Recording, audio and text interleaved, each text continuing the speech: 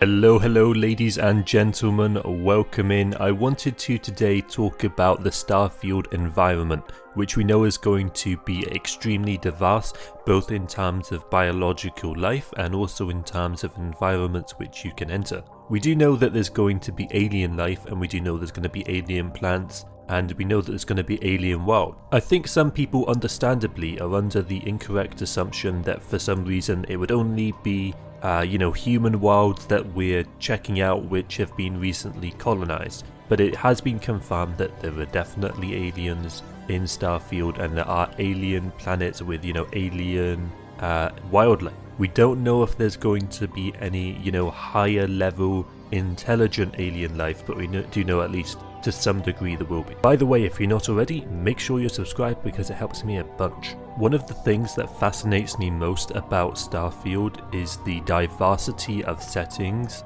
especially the color palette that seems to be coming to Starfield. From an outsider's perspective looking in, it does look like a lot of people are really excited for this game, and that's good to see because I'm excited too. A good example of how Bethesda can definitely do environmental diversity well is Skyrim. There were plenty of different distinct areas and biomes, each with a different feel. This was a massive improvement of Oblivion, which was kind of a less diverse group of areas. Fallout 76 kind of did this decently as well with distinct biomes. Obviously they're in a post-apocalyptic setting, so there can't be too much diversity there, but definitely on the interiors. And there's a few definite exceptions where, they did have good separate biomes, and I'm hoping again they do a good job here too. By the way, make sure you're subscribed guys, because it helps the channel a bunch. On that note as well, in Oblivion everything was kind of green, and I know that a lot of people kind of like that for Oblivion, and the general art direction being like that was kind of cool, but again there wasn't that diversity that I think we saw in Skyrim, and hopefully again we're going to have that level of diversity. Now with the designs of the suits that we've seen so far in Starfield, we're already getting a feeling for a very unique set of armor, weapons, enemies, architecture that's instantly recognizable and something iconic, which again we don't get to see in a lot of environments, and we haven't even seen them all, so we know hopefully are going to see even more of that. Hopefully I'm not belaboring the point here, but I remember in Skyrim, again you had these Nordic snowy areas, and then you had these evergreen areas, and they also had beach areas, and there was again a very big diverse change in environment based on where you are, and obviously there's mountainous regions. To go into a little bit more depth here, you could have low gravity asteroid mining colonies where we can explore mined tunnels and asteroids with broken remains of space stations, for example. You could have planets or moons with constant gravity pressure, and you could have volcanic activities in these areas spliced with meteor impact and underground forced field domes to keep people safe. We could have some world with poisonous gas and massive colossal trees. We could have places with treetop villages. We could have highlands. We could have a swampy area with mutated vines and dangerous flora. We could also have underwater exploration in this game on the map, such as Neon would be a good example of where this could potentially happen. We could see a really cool world which is an alien jungle with glowing critters and plant parts and flourishing feathered seeds or spores. We could see denser, darker layers and brighter, more colourful higher layers entwined in branches and roots. We could see, poisonous flora or other predators like panthers.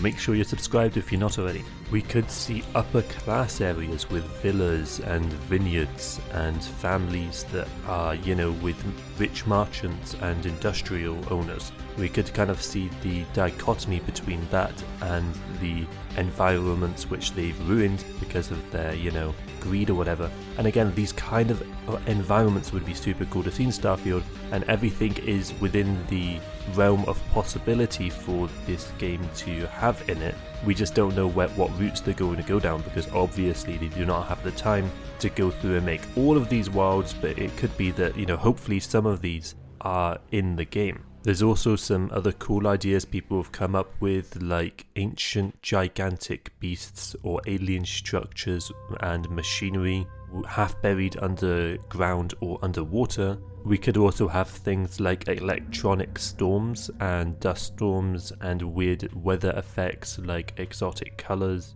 glowing raindrops, colorful dust storms, scorching hot or acidic showers of different materials.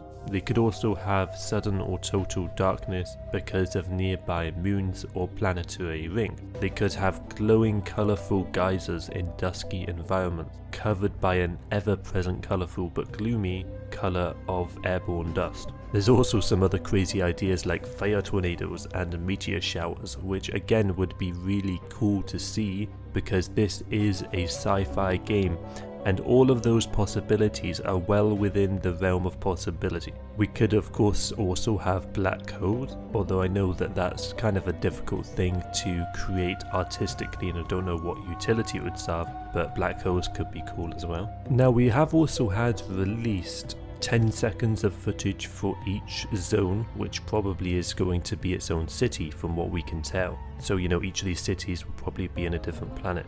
And we've heard that in each of these city videos you can hear a different type of sound which is associated with what we think is environmental effects. So for example, in New Atlantis you can hear the hustle and bustle of the spaceport. Being the capital, that makes sense because you would have a lot of commuters coming around and spacecraft regularly going in and out of the atmosphere. You then also had Aquila, which you can hear a progressive drift of wind accompanied by clanging metal. So we know that there's going to be some kind of major characteristic here of wind perhaps, and people covering their faces. You can see wind turbines below Aquila, so definitely that makes sense. And then in Neon, another one of the worlds, you heard the sound of crackling thunder, rainstorms, and beautiful callings of what's presumed to be an aquatic creature.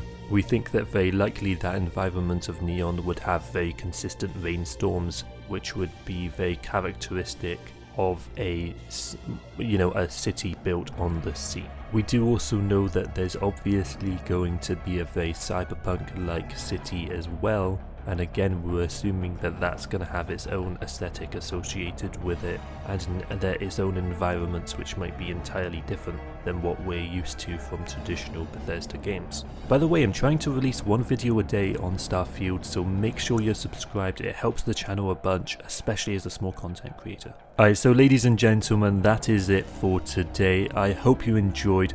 Make sure again you're subscribed if you're not already. Follow the channel. Have a great day guys. Until next time, bye bye.